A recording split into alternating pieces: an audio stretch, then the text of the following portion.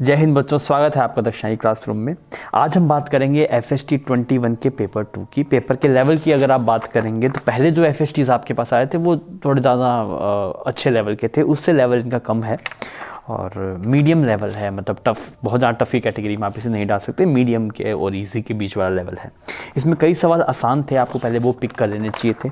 Comprehension से उनकी language थोड़ी टफ है, कई बार जेई ऐसा करता है कि कॉम्प्रिहेंशन की लेवल जो लैंग्वेज है बिल्कुल अजीब व गरीब देता है। एक्चुअली कॉम्प्रिहेंशन का मतलब ही वही होता है, तो वो लोग उसको बढ़िया से कर पाते हैं जिनकी रीडिंग हैबिट अच्छी होती है, जो नई चीज़ों को पढ़ के समझ पाते हैं, उनके लिए वो कॉम्प्रिहेंशन हिट करेंगे। तो इसमें जो दोनों पैराग्राफ हैं उनमें लैंग्वेज आपके लिए नया है, कुछ पुराना देखा वो उसमें नहीं है।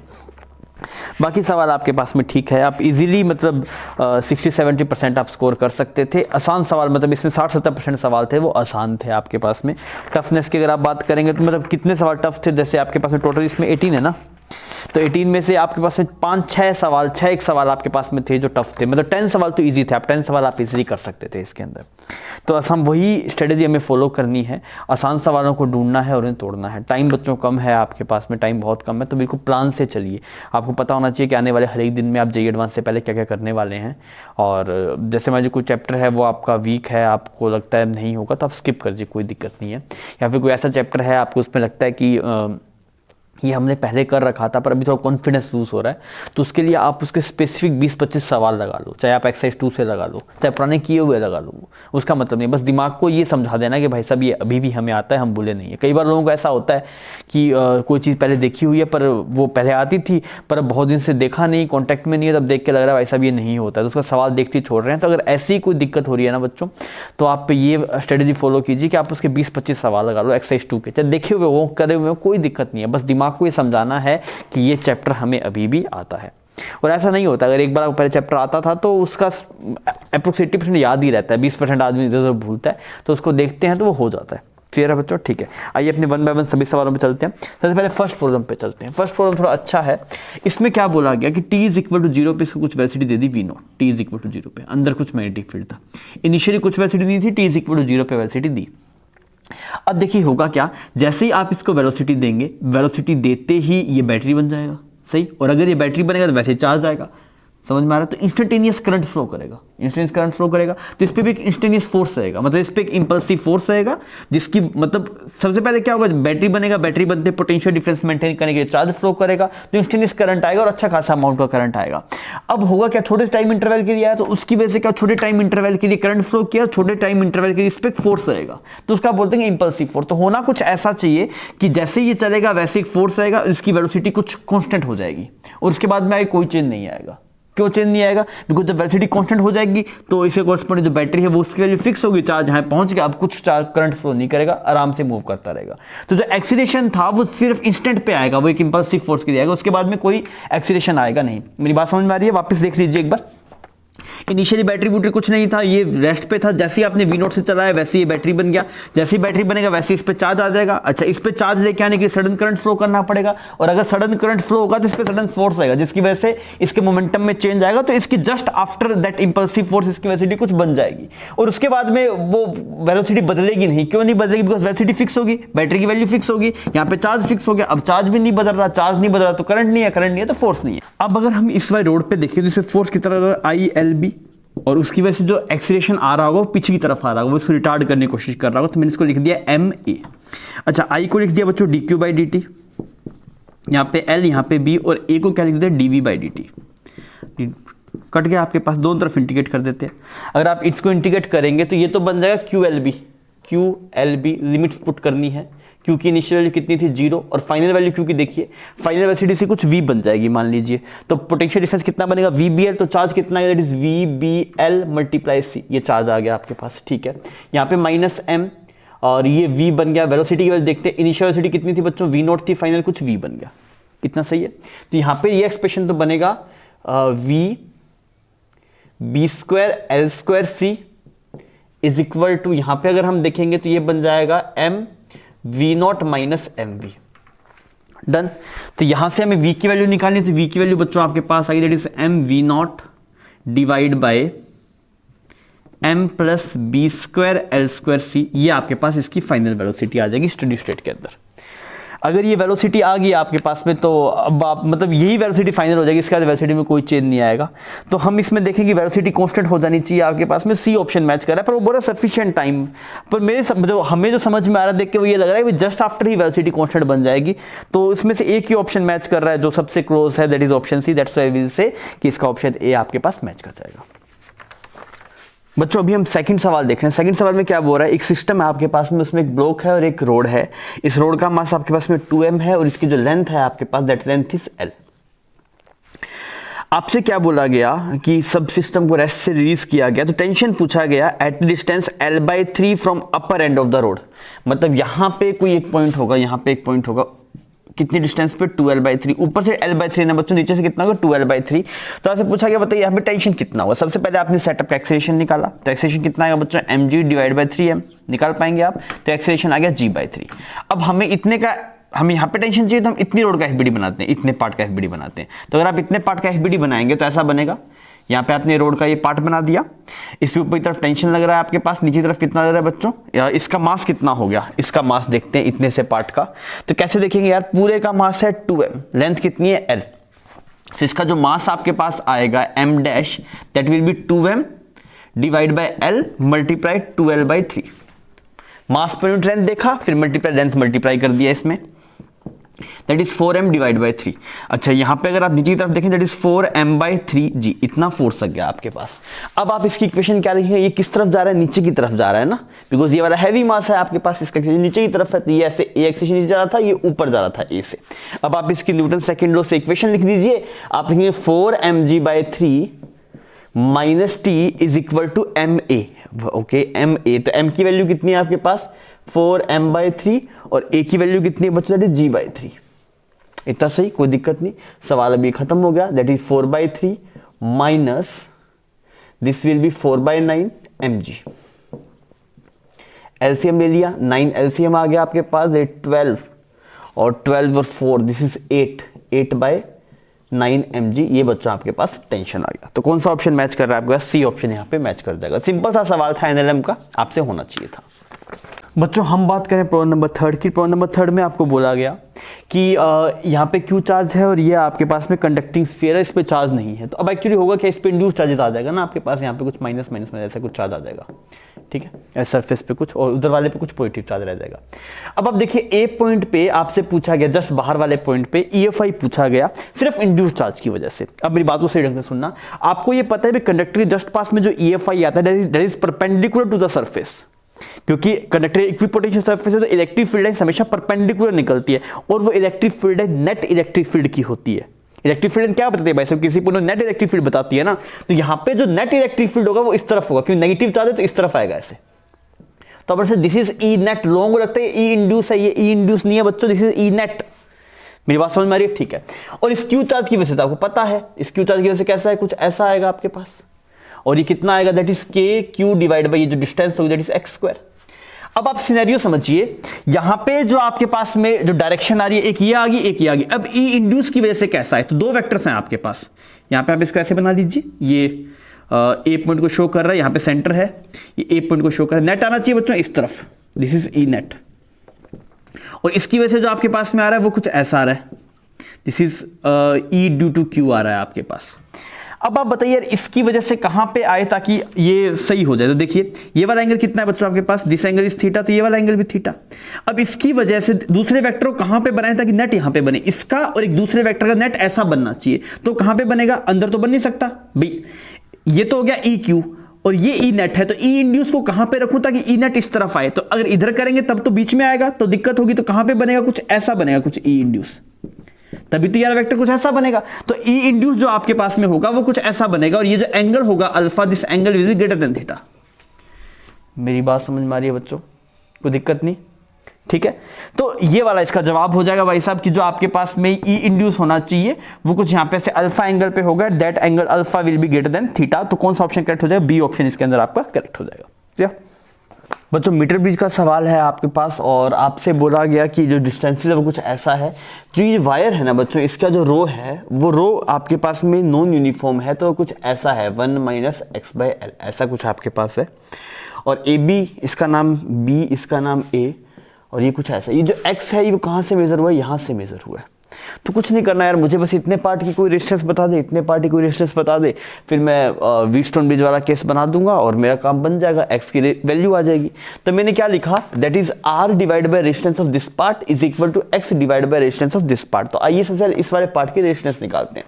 तो मैंने लिखा r इज इक्वल टू रो की जगह कितना आ जाएगा बच्चों, L, कितना L लेना पड़ेगा, dx लेना पड़ेगा बिकॉज रो वेरिएबल है, और divide by cross section area कुछ मान लीजिए ऐसे एक बार। क्लियर, ये dr है, छोटा सा रेजिस्टेंस है dx लेंथ का। इसको अगर इंटीग्रेट करने जाएंगे तो यहाँ पे ये वाला एक्सप्रेशन कितना बनेगा, ये बनेगा r, यहाँ बन जाएगा रो नॉट, यहाँ पे s ये बाहर आ गया, ये बन गया x minus x square by 2l।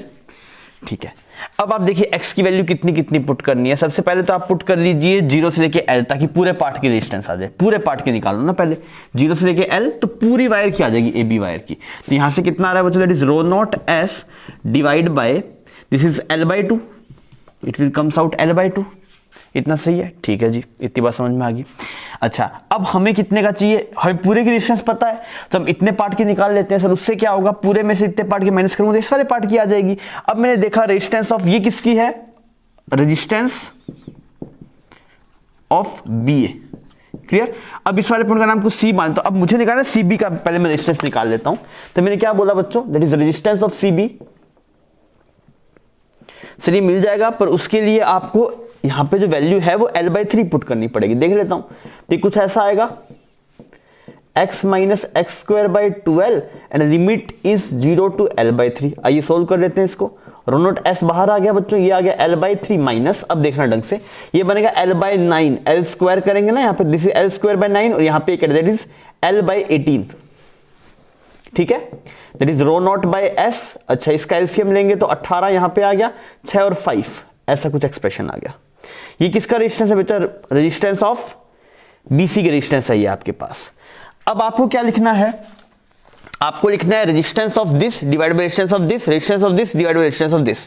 तो इसका रेजिस्टेंस कितना हो जाएगा, ये पूरे की रेजिस्टेंस है, -1 कर दूंगा तो इसका रेजिस्टेंस आ जाएगा। तो ये सोल्व कर लेते हैं फटाफट। That will be R divide by उसका resistance, that is rho not S divide by 5l/18 is equal to x divide by rho not S पूरे कितनी है l/2 minus rho not S 5l/18। ये आप कर लीजिए, आपको जवाब मिलेगा। काट देते हैं रो नॉट S और L, रो नॉट S और L, S और L आपने यहाँ पे काट दिया। आइए पहले इसको सोल्व कर देते हैं, कितना आ रहा है, 1/2 माइनस 5/18। तो यहाँ पे 18 एलसीएम आ गया आपके पास 9, दैट इज 4/18 ना, दिस इज 4/18। आप पुट कर दीजिए, that is R divide by 5/18 is equal to x divide by 4/18। 18 ने 18 को मार दिया तो x की वैल्यू आ गई बच्चों 4R/5। क्लियर, तो कौन सा ऑप्शन मैच कर रहा है आपके पास, ए ऑप्शन आपके पास यहाँ पे मैच कर जाएगा फोर्थ प्रॉब्लम के अंदर। क्लियर है, तो सिंपल सवाल था, बस आपको वेरिएबल रेसिस्टिविटी थी, उसके हिसाब से आपको प्रोसीड करके रेजिस्टेंस निकालना था। बच्चों हम बात करें प्रॉब्लम नंबर 5 की। प्रॉब्लम नंबर 5 में आपको बोला गया कि भाई साहब एक कैमरा है आपके पास में जो हाई स्पीड कार्स की वेलोसिटी निकालने के काम आता है या फिर स्पीड निकालने के काम आता है। तो आपको ये बोला गया यार ये कार है ना, ये कार ऐसे कुछ जा रहा है, इस ये पाथ है इस कार का, स्ट्रेट लाइन पाथ, इसकी वेलोसिटी और आपको एक्सीलरेशन कुछ मतलब v और a आप मान लीजिए, इसने ये पूछा है ना, इसको कुछ लिखा हुआ सवाल है पर ये वेलोसिटी पूछना चाह रहा है आपके पास किसके टर्म्स में, b और d(θ/dt) और ऐसा कुछ थीटा के टर्म्स में। तो आइए निकाल के देखते हैं। मैं बोल रहा हूँ कि यार ये जो डिस्टेंस है आपके पास, ये थीटा एंगल कौन सा, थीटा ये वाला एंगल मेंशन है ना, ये वाला एंगल थीटा मेंशन है। तो अगर ये b हुआ बच्चों तो ये क्या हुआ, this is b tan theta. तो y कितना हुआ आपके पास, y हुआ b tan थीटा। भाई अगर इस डिस्टेंस को मैं कुछ y बोलता हूँ, y b tan थीटा हुआ। अच्छा स्पीड क्या होगा, स्पीड होगा dy/dt, स्पीड इज dy/dt। अच्छा इसको डिफरेंशिएट करो तो क्या बन जाएगा, b differentiate tan theta is sec square theta, और आगे डिफरेंशिएट करूँ दैट विल बिकम dθ/dt। तो आपके पास में जो स्पीड मिल के आया, स्पीड जो आपको मिला that is b sec square theta और dθ/dt, ऐसा एक्सप्रेशन आपको मिला, that is b sec square theta dθ/dt। तो कौन सा ऑप्शन मैच कर जाएगा बच्चों, सी ऑप्शन आपका यहाँ पे मैच कर जाएगा। सिंपल सा सवाल था, क्लियर। बच्चों अभी हम 6 प्रॉब्लम कर रहे हैं। 6 प्रॉब्लम में क्या बोल रहा है, 2 capacitor completely charge by the battery shown in the figure, the battery is now taken out and capacitor are connected together such the plates of opposite polarity are connected together. देखिए initially capacitor charge होगा, अगर initially capacitor charge होगा तो इस पे आएगा 2 CV charge. अगर आप देखेंगे इस वाले प्लेट पे तो यहाँ पे कितना है बच्चों, दैट इज प्लस 2CV। अच्छा यहाँ पे कितना है प्लस CV, यहाँ पे माइनस CV और यहाँ पे माइनस 2CV। अब क्या हुआ, इन दोनों को अलग निकाल लिया कैपेसिटर को, और इनकी जो प्लेट्स था उनको अपोजिट पोलैरिटी के साथ में ज्वाइन किया गया। ऐसे यहाँ पे तो मान लीजिए प्लस 2CV का CV है, यहाँ पे माइनस CV कर दिया, यहाँ पे प्लस CV, और समझ में आ गया। तो अपोजिट पोलैरिटी के प्लेट्स को ऐसे ज्वाइन कर दिया गया, ठीक है। इसी कैपेसिटेंस कुछ C है, इसी कैपेसिटेंस 2C है। अब क्या पूछ रहा है, no charge distribution will take place. गलत बात, देखिए फाइनल चार्ज आप कैसे करेंगे, जैसे आप स्विच को बंद करेंगे, स्विच को बंद करते ही आप बच्चों टोटल चार्ज है आपके पास में दैट इज CV, और ये कैपेसिटेंस C है और ये कितना है 2C, तो इसको टोटल चार्ज कितना आ रहा है, यहाँ से कुछ CV आ रहा है भाई। इन दोनों प्लेट्स में टोटल चार्ज बताना है, वो कितना बताना है, CV बताना है। अच्छा, और दोनों पैरेलल में कनेक्टेड है, और पैरेलल में चार्ज डिस्ट्रीब्यूट कैसे होता है आपको पता होना चाहिए। तो यहाँ पे अगर आप देखें तो ये तो बन जाएगा CV/3, इस पे जो चार्ज बनेगा फाइनली, और इस पे कितना बन जाएगा 2CV/3। अब देखिए तभी पोटेंशियल डिफरेंस V/3 आएगा। आपको दो तरीके सिखाए गए थे, या तो आप चार्ज को मूव करवाओ, कुछ क्यू चार्ज फ्लो करिए वैसे कर लो, या फिर जब कभी दो कैपेसिटर होते हैं तो आप ऐसे बोल सकते टोटल चार्ज कितना है उसको डिस्ट्रीब्यूट कैसे करना है। क्यों, क्योंकि अब की बार जैसे ही आप स्विच को बंद करेंगे ये दोनों पैरेलल में कनेक्टेड हो जाएंगे, बिकॉज जो पोटेंशियल डिफरेंस इसके अक्रॉस होगा वही इसके अक्रॉस होना चाहिए। ठीक है जी, अब आगे बढ़ते हैं। तो no charge distribution will take, बात गलत बात है ना यार, पहले इस पर 2CV था, अब 2CV/3 है, चार्ज तो डिस्ट्रीब्यूट हो रहा है, तो ए ऑप्शन गलत है। Final potential on each capacitor is V/2, नहीं, final potential on each capacitor is V/3, क्योंकि Q/C करेगा दैट इज V/3 ना। अच्छा, energy loss in the distribution कितना है, वो 4CV/3 है, ठीक है, देख लेंगे अभी। डी में बोल रहा है final charge on each capacitor will be equal, final charge equal नहीं है, तो अगर A, B और D नहीं हो तो C पक्का होना ही पड़ेगा। तो आइए करके देख लेते हैं।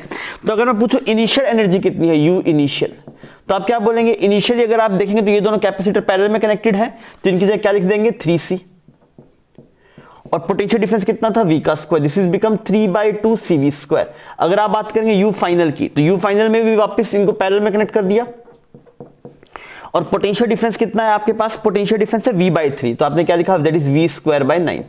आप चाहे तो Q²/2C से भी कर सकते हैं, फिर आपको दोनों की लगाना पड़ेगा। मुझे ये दिखाई दे गया कि इसके अक्रॉस जो पोटेंशियल डिफरेंस है वही इसके अक्रॉस है, आप चेक कर लीजिए, और दोनों पैरेलल में है ना, तो आप बोल सकते सर इन दोनों का 3C है, और जो potential difference that is V/3, आपने इसको यूज किया तो ये कितना बन जाएगा 3, दैट इज CV²/6, ऐसा कुछ आ रहा है। तो अगर आप देखेंगे डेल्टा U कितना है, U final minus U initial, तो कितना आ रहा है बच्चों CV²/6 माइनस 3/2 CV स्क्वायर।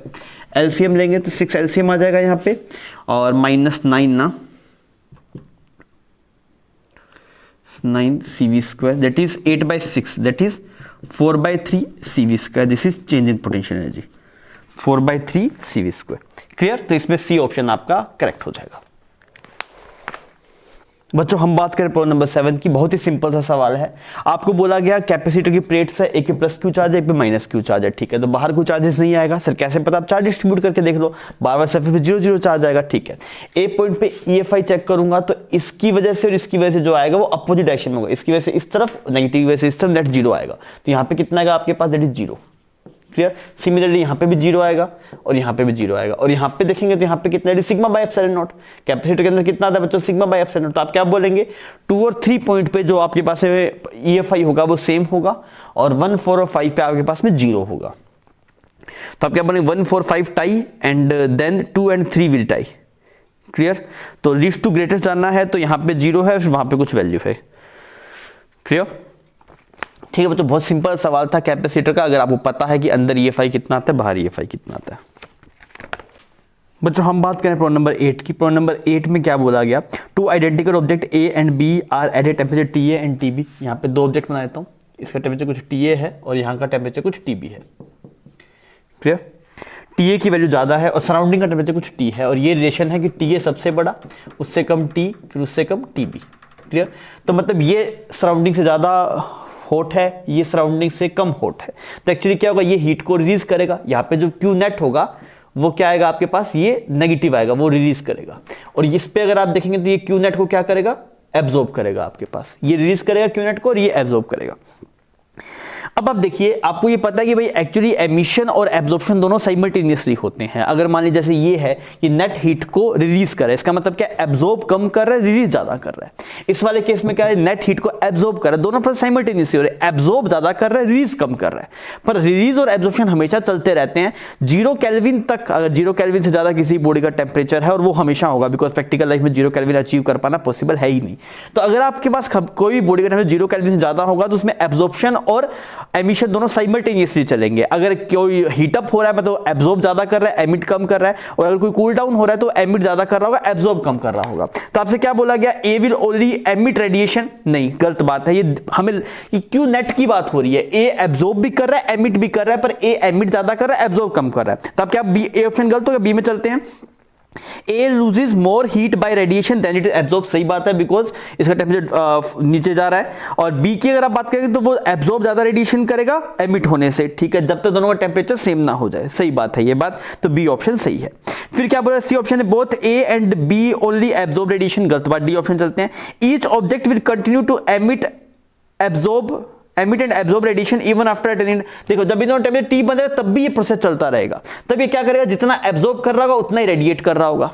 भाई जैसे इनका टेम्परेचर फाइनली T बन जाएगा, तो इसका भी T बन गया, फाइनली इसका भी फाइनली T बन गया। तो अगर फाइनली इनका T बन जाएगा आपके पास में, तो उसके बाद में क्या, क्यों नेट की वैल्यू 0 आएगी, क्योंकि नेट हीट फ्लो नहीं होगा। पर एक्चुअल में एब्जॉर्ब भी कर रहा है, एमिट भी कर रहा है, पर दोनों की क्वांटिटी क्या है, इक्वल है। आप ये बात जानते हैं कि जो एमिट करता है वो ऐसे करता है, खुद का टेम्परेचर 4, ये तो हो गया एमिट कितना करेगा वो होता है। और एब्जॉर्ब क्या होता है बच्चों, एब्जॉर्ब होता है सिग्मा ई ए बॉडी का टेम्परेचर की power 4, sorry this is surrounding, this is body का टेम्परेचर, ये एब्सोल्यूट टेम्परेचर है बॉडी का, और ये सराउंडिंग का टेम्परेचर, ये बॉडी का और ये सराउंडिंग है, ये एब्जॉर्ब आता है। आपने पढ़ा ये बात स्टीफन्स लॉ में, क्लियर है। तो इसमें 2 ऑप्शन करेक्ट हो जाएंगे बच्चों, that is option B and option D.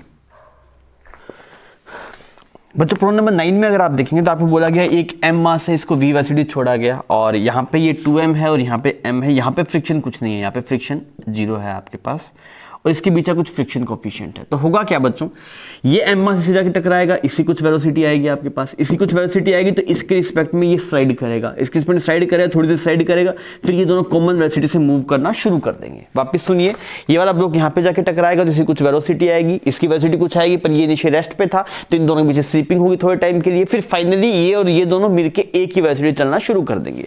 तो हमने क्या सोचा, हमने देखा सबसे पहले ये मान लेता हूँ कि अगर ये इससे जाके टकराएगा, अगर ये इससे जाके यहाँ पे टकराएगा आपके पास, तो आपने m और 2m को इन सिर्फ आप इन दो ही ब्लॉक्स को आप लेके चलिए, m और 2m को, इन दोनों में आप कोलिजन के हिसाब से इसकी फाइनल वेलोसिटी निकाल लीजिए। पर से कोलिजन लगाएंगे कैसे, यहाँ पे तो फ्रिक्शन भी लग रहा होगा इसके बीच में, तो वो इंपल्सिव फोर्स जब लगता है, नॉन इंपल्सिव को आप नेगलेक्ट कर सकते हैं। तो आप मान लीजिए कि उस इंस्टेंट के लिए वो इफेक्ट नहीं करेगा आपको, क्लियर। तो आप इसकी वेलोसिटी यहाँ पे निकाल लीजिए, फिर आप क्या कीजिए, लीनियर मोमेंटम कंजर्वेशन लगाइएगा, इन दोनों की फाइनल वेलोसिटी निकालिए। कैसे, आइए थोड़ा करके देखते हैं।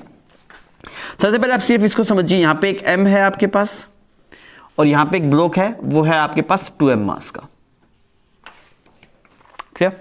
यहाँ पे ऐसे v वेलोसिटी से आ रहा है बिफोर कोलिजन, ये आपके पास में रेस्ट पे है, ठीक है, इतनी बात। अच्छा अब क्या होगा, फाइनल कोलिजन के बाद मान लेता हूं कुछ ऐसा हो रहा है आपके पास, ये वाली वेलोसिटी कुछ v1 है और ये वाली वेलोसिटी कुछ ऐसे v2 है। तो आप क्या लिखेंगे, that is mv is equal to mv1 plus 2mv2, equation number 1।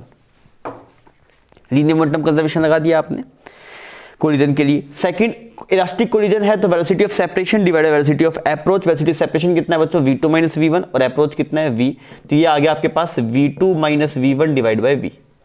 ये m यहाँ पे साफ हो गया। हमें v2 की वैल्यू में इंटरेस्ट है, तो v2 की वैल्यू अगर निकालना है तो ये वाली वैल्यू यहाँ पुट कर देता हूँ, तो ये बन गया v is equal to v1 plus 2v2। यहाँ से नीचे से देखेंगे तो कितना बनेगा, that is v minus v1 plus v2 is equal to v। ये यहाँ पे साफ हो गया बच्चों। तो v2 की वैल्यू आपके पास जो निकल के आई that is 2v divide by 3, ये v2 आ गया आपके पास, ठीक है। अगर ये v2 आया है और अगर आप v1 निकालने जाएंगे तो v1 की वैल्यू आएगी माइनस v बाई 3, मतलब आफ्टर कोलिजन क्या होगा, ये वाला ब्लॉक तो इधर जा रहा होगा 2v बाई 3 से, और ये पीछे तरफ जा रहा होगा v बाई 3 से। माइनस v बाई 3 आया बच्चों, मतलब पीछे की तरफ है। अब आपको क्या देखना है कि ये दोनों जो सेटअप होगा आपके पास, इन दोनों में फाइनल वेलोसिटीज के अगर आप कंफर्म करना चाहेंगे तो इनिशियली इसकी वेलोसिटी कितनी मिल गई आपको, इसकी मिल गई 2v बाई 3, क्लियर। और जब ये इसके ऊपर एक ब्लॉक रखा हुआ है, अब इन दोनों में इनिशिएटिंग मोशन है, फाइनली दोनों साथ मूव करना शुरू कर गए, तो अगर आप इन दोनों को सिस्टम कंसीडर करेंगे तो आप लीनियर मोमेंटम कंजर्वेशन लगा सकते हैं। तो आप बोलेंगे sir 2m multiply 2v/3 is equal to mass कितना हो गया आपके पास 3m मल्टीप्लाई v डैश। ये इनकी कॉमन वेलोसिटी है, this is the common velocity जिससे ये दोनों ब्लॉक साथ साथ चलेंगे। आप सोच के देखिए वो केस याद कीजिए, जब एक ब्लॉक चल रहा होता था किसी वेलोसिटी से, आप उसके ऊपर कोई दूसरा ब्लॉक रखते थे तो इनिशिएटिंग मोशन होता था, हमसे पूछा फाइनल वेलोसिटी हम कैसे निकालेंगे, तो हम बोलते लीनियर मोमेंटम कंजर्वेशन लगाया जा सकता है। क्यों लगाया जा सकता है? बिकॉज सिस्टम में एफ एक्सटर्नल 0 है, क्योंकि ये इन दोनों सिस्टम मान लिया ना, और लग कौन सा फ्रिक्शन फोर्स है वो इंटरनल बन गया, एक्सटर्नल फोर्स कुछ भी आपके पास नहीं है। तो यहां से अगर आप देखें बच्चों तो v डैश की वैल्यू आ गई 4v/9, v dash is 4v/9। तो आपसे क्या बोला गया, हम ऑप्शन बाय ऑप्शन चेक करते हैं। तो आपसे एक तो बोल रहा है कि भाई final velocity of A and B is 2v/9, गलत बात है, फाइनल वेलोसिटी है 4v/9, ठीक है। Total energy dissipate, total energy dissipate कैसे निकालेंगे, देखिए जब यहां पे कोलिजन हुआ तो वो इलास्टिक था, तो यहां पे कोई एनर्जी का लॉस नहीं हुआ। जो आपके पास में एनर्जी का लॉस हुआ होगा वो जब रिलेटिव मोशन हुआ उसके बाद ही हुआ होगा, बट जब ये m इससे टकराया, वेलोसिटीज कुछ इंटरचेंज हुई या फिर कुछ कुछ वैल्यूज आई, उसमें कोई भी वेलोसिटी में आपके पास में डिसिपेशन नहीं हुआ होगा, बिकॉज इलास्टिक कोलिजन था। जो डिसिपेशन हुआ यही हुआ इसके बीच में।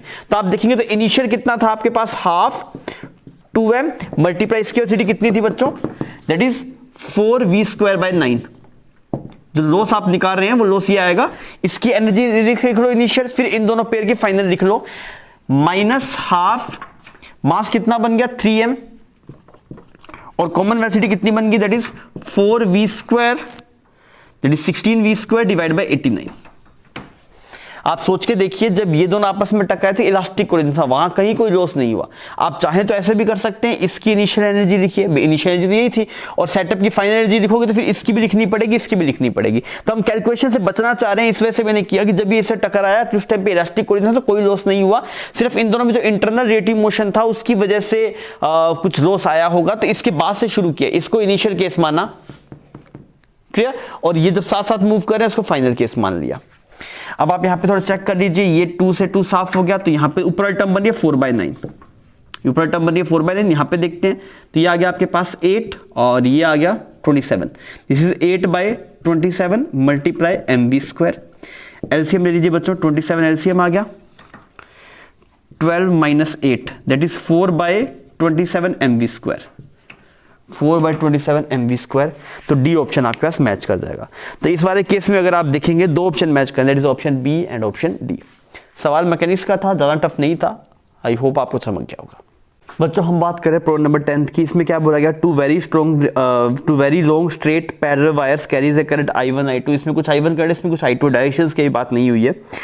डिस्टेंस जो है इसके बीच में वो d है, और a point charge q is at a point equidistance from both wire on perpendicular line joining the two wires. मतलब यहाँ पे कुछ सेंटर में एक पॉइंट होगा, वो ऐसे कुछ यहाँ परपेंडिकुलर लाइन है दोनों को ज्वाइन करने वाली, यहाँ पे कोई एक पॉइंट है, ठीक है। और इसको जो प्रोजेक्ट किया गया क्यू चार्ज को, वो देखिए क्या बोला गया, perpendicular to the plane of line joining, जो आपके पास वायर का जो प्लेन है उसके परपेंडिकुलर है। तो यार कौन सा प्लेन होगा, वायर का प्लेन तो ये है, तो इसके परपेंडिकुलर या तो अंदर की तरफ होगा या फिर इस तरफ होगा। तो वेलोसिटी किस तरफ है बच्चों, अंदर की तरफ है। वेलोसिटी किस तरफ है, अंदर की तरफ। समझ पा रहे हैं आप मेरी बात को, मतलब वेलोसिटी या तो अंदर की तरफ होगी या फिर बाहर की तरफ होगी। अब आपको क्या बोला गया, if I1 I2 same direction में, तो यहां पे बना देता हूं, I1 को इधर I2 को इधर। अब आप देखिए बच्चों, I1 की वजह से जो मैग्नेटिक फील्ड आएगा अंदर की तरफ आएगा, I2 की वजह से आएगा वो किस तरफ आएगा, बाहर की वजह से, बाहर की तरफ आएगा आपके पास। तो ये तो मैग्नेटिक फील्ड ही 0 हो गया, यहाँ पे तो मैग्नेटिक फील्ड कितना हो गया, 0। देखिए इसकी वजह से अंदर की तरफ, इसकी वजह से बाहर की तरफ, मैग्नेटिक फील्ड 0 हो गया।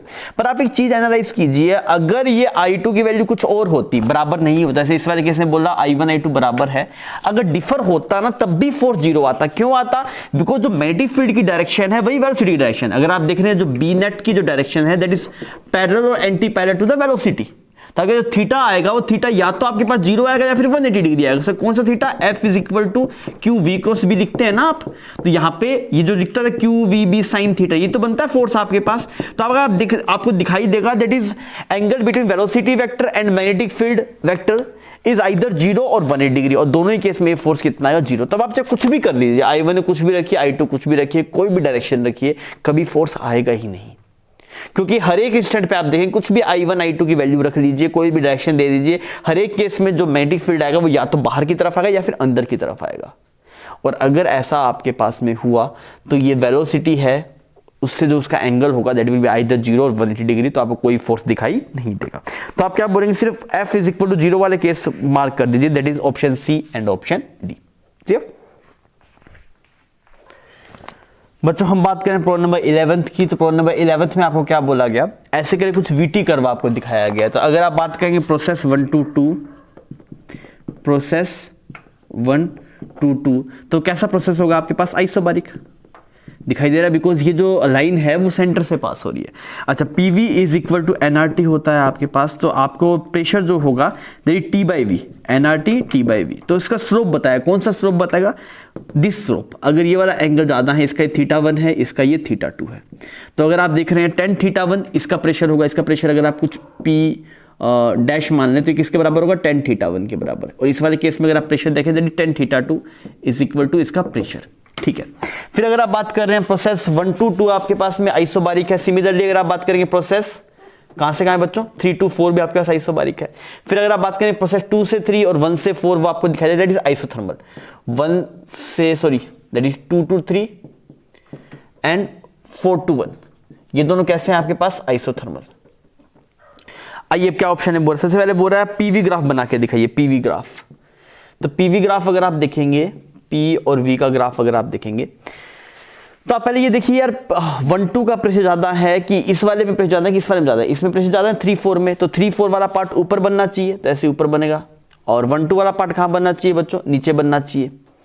ठीक है जी, 1-2 वाला पार्ट आपके पास नहीं, एक मिनट रुको, हाँ P तो आइसोबारिक हो गया ना प्रोसेस आपके पास में। और एक प्रोसेस आपके पास दिस प्रोसेस इज, ऐसा कोई डायग्राम में आपको दिखा रहा है क्या, दिस विल बी 3 to 4 ना, ऐसे दो डायग्राम बन रहे हैं आपके पास, 3 to 4, ये तो हो गया आइसोबारिक प्रोसेस। सिमिलरली अगर आप जाएंगे प्रोसेस 1 to 2 में, तो उसका प्रेशर कुछ कम आएगा, वो कुछ ऐसा बनेगा आपके पास, दैट इज 1 to 2। और आइसोथर्मल कैसा बनता है, ऐसा प्रोसेस बनता है, कुछ ऐसा सा कर्व बनेगा आपके पास। तो ये ए ऑप्शन सही लग रहा है, इसमें कोई गलती नहीं लग रही। फिर अगर आप बात करेंगे PT कर्व के अंदर, PT कर्व में तो बना लीजिए देख के, तो आपके पास कुछ आइसोबारिक प्रोसेस है, तो ऊपर तो ये वाला बन गया आपके पास, सिमिलरली यहाँ पे एक आइसोबारिक बन गया, ये आइसोथर्मल है, तो ऐसे करके कुछ बन जाएगा सेटअप। तो ये वाला पॉइंट रिप्रेजेंट कर रहा है 3 से 4 को, 3 से 4 को, ठीक है। और सिमिलरली अगर आप नीचे आएंगे तो यहाँ पे 4 से 1, इसको 1 बोल दीजिए, इसको 2 बोल दीजिए, तो ऐसा कुछ प्रोसेस बनेगा। तो दो ग्राफ आपके पास मैच कर जाएंगे बच्चों, that is option A and option C, A and C. 11th का क्या आंसर आ रहा है आपके पास, that is option A and C. ठीक है, तो ये तो आप कर सकते हैं इजीली, ये आपके लिए कोई दिक्कत वाली बात नहीं, और ऑप्शंस देख के करना तो बहुत ज्यादा आसान था। बच्चों हम बात करें प्रॉब्लम नंबर 12 की, बहुत सिंपल सा सवाल है। इसमें क्या बोला गया है आपको कि a negatively charge particle is released with charge -q at point P। इस वाले पॉइंट से आपने इसको रिलीज किया गया, और ये दोनों फिक्स चार्ज है, ये वाला चार्ज फिक्स है आपके पास में, और ये इंसुलेटिंग है, ये कंडक्टर नहीं है बच्चों, इंसुलेटिंग है आपके पास में। ठीक है, अब आप देखिए यार, ये नेगेटिव चार्ज को रिपेल कर रहा होगा, बोल इधर भाग, ये इसको अटैक कर रहा है, ये भी बोल रहा है इधर भाग, तो F1 F2 कुछ फोर्सेज आ रहे हैं, और अगर इक्वल डिस्टेंस तो वो बराबर भी होंगे, तो FF बोल दिया।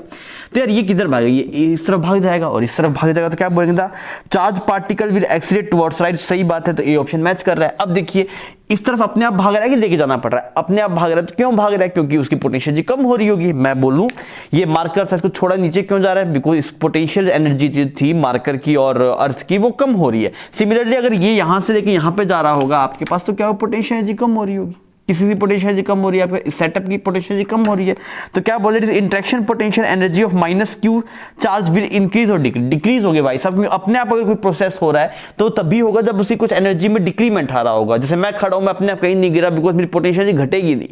अब मैं टिल्ट होकर खड़ूंगा, या फिर आप मान के देखिए अगर आप हवा में हैं तो आप नीचे गिर जाएंगे, क्यों, क्योंकि आपको नीचे गिरने से पोटेंशियल एनर्जी कम हो सकती है। मेरी बात समझ में आ रही है। तो सेंटर मतलब इस वाले सवाल में अगर आप देखें तो दो चीज सही हो जाएगी। तो चार्ज पार्टिकल होगा वो किस तरफ एक्सिट करेगा, राइट में एक्सिट करेगा, और पोटेंशियल एनर्जी है वो क्या हो जाएगी, डिक्रीज हो जाएगी। बच्चों हम बात करें प्रॉब्लम नंबर 14 की। प्रॉब्लम नंबर 14 में बोला स्टेडी स्टेट आ चुकी है। स्टेडी स्टेट आ चुकी है मतलब कैपेसिटी पे चार्ज नहीं बदला, इस पे भी कुछ क्यू आ गया होगा और इस पे भी कितना आ गया बच्चों, कुछ क्यू आ गया होगा। अब ये पीछे बैटरी है तो उसकी वजह से पोटेंशियल डिफरेंस में कुछ वेरी हो सकता है, ऐसा कुछ है, देखते हैं थोड़ा। तो इस वाले सर्किट से कोई करंट नहीं जाएगा बिकॉज यहाँ पे फाइनल चार्ज आ चुका है। तो करंट कैसे फ्लो करेगा, यहाँ से जाके ऐसे करेगा, कुछ ऐसे फ्लो करेगा। क्लियर। तो ये 15 वोल्ट की बैटरी है, ये 2 ओम हो गया, ये 5 ओम हो गया। तो इस सर्किट में अगर आप देखेंगे, क्योंकि ये सर्किट तो ओपन हो जाएगा आपके पास में, तो यहाँ पे कोई भी चार्ज फ्लो नहीं करेगा बिकॉज स्टेडी स्टेट आ चुकी है ना आपके पास। तो करंट कितना जाएगा बच्चों, that is 15 divide by 5 that is 3 ampere. तो 3 एम्पियर करंट यहाँ पे जा रहा है, फिर यहाँ पे 3 एम्पियर जा रहा है, ऐसे घूम के फिर यहाँ से 3 एम्पियर आ रहा है। इसमें कोई करंट नहीं है आपके पास। यहाँ पे अगर आई देखेंगे तो 0 है स्टेडी स्टेट के ऊपर। ठीक है, अब बात करते हैं क्या पूछ रहा है ये देखते हैं। ये अच्छा, अब हम ये इस Q की वैल्यू हमें निकालते हैं। कैसे निकाले, इस वाले पॉइंट का नाम A है, इस वाले पॉइंट का नाम B है। आपको पोटेंशियल डिफरेंस नहीं पता। अगर आप बोलेंगे सर इन दोनों को सीरीज में जोड़ ले, फिर बोल दे पोटेंशियल डिफरेंस इसके पोटेंशियल डिफरेंस के बराबर है, तो दिक्कत हो जाएगी बिकॉज पीछे बैटरी है। जैसे इसके अगर जो पोटेंशियल डिफरेंस है वो कितने का है, दैट इज 9 वोल्ट। तो अगर आप बोले सर इन दोनों को सीरीज में जोड़ लो, फिर आप बोल दो मल्टीप्लाई 9 वोल्ट, तो क्यों आ जाएगा, नहीं आएगा भाई साहब बिकॉज बीच में क्या है, बैटरी है। मास्टर ने बोला जब भी बीच में बैटरी हो तो सावधान हो जाना है। मेरी बात समझ में आ गई, ठीक है। तो आप क्या कर लीजिए, या तो बैटरी को शिफ्ट करके इस तरफ ले आइए, ऐसे भी कर सकते हैं, बैटरी को शिफ्ट करके इस तरफ ले आइए, नहीं तो आप चल लीजिए। आप चलेंगे तो आप क्या लिखेंगे, यहां पे लिखेंगे VA माइनस Q/11। इस वाली प्लेट को पॉजिटिव माना, तो यहां से अगर मैं आगे जाऊंगा, मैं A से चल के B पे जा रहा हूं, तो ये उसको पॉजिटिव प्लेट है, नेगेटिव प्लेट है, तो कितना पोटेंशियल डिफरेंस है, दैट इज माइनस Q/11। यहां से यहां पे जाऊंगा तो +7 हो जाएगा आपके पास, +7। ठीक है, यहां पे कोई ड्रॉप नहीं आएगा बिकॉज रेजिस्टेंस से कोई करंट फ्लो कर नहीं रहा। यहां पे क्या लिखा बच्चों, -Q/5 बिकॉज ये पॉजिटिव प्लेट है। आप कहां पहुंच गए, B पे पहुंच गए। और आपको पता है that is VA minus VB is equal to 9 volt. तो आप इसको यहां पे लेके आए, दिस विल बिकम 9 और इधर बन गया आपके पास 9 + 7 ना, that is Q/11 + Q/5। Check कर लीजिए बच्चों, कोई दिक्कत नहीं है यहां तक। ठीक है, ये वाली वैल्यू कितनी है आपके पास, दिस 16 और इसका अगर आप एलसीएम लेने जाएंगे दिस विल बिकम 55 और यहां पे ये 5 आ गया और ये 11 आ गया, मल्टीप्लाई Q। तो ये वाली टर्म इससे साफ होगी। तो Q की वैल्यू कितनी है बच्चों, 55 कूलम। आप चाहते तो ऐसे भी कर सकते थे, बैटरी को आप इधर ले आओ, फिर आप इन दोनों को सीरीज में मान लो और फिर पोटेंशियल डिफरेंस आपको समझ में आ जाएगा, तो बात बन जाएगी वहां से भी। ठीक है, ये आ गया 55। अब देखिए पोटेंशियल डिफरेंस अक्रॉस C1 के अक्रॉस पोटेंशियल डिफरेंस कितना है, Q है 55 वोल्ट, इसका कैपेसिटेंस है 11 माइक्रोफैराड, तो ऑब्वियसली पोटेंशियल डिफरेंस आ जाएगा 5, कोई दिक्कत नहीं है, डिवाइड करेंगे। ठीक है, पोटेंशियल डिफरेंस अक्रॉस C2 कितना आएगा, that is 55 divide by 5 that will be 11 volt.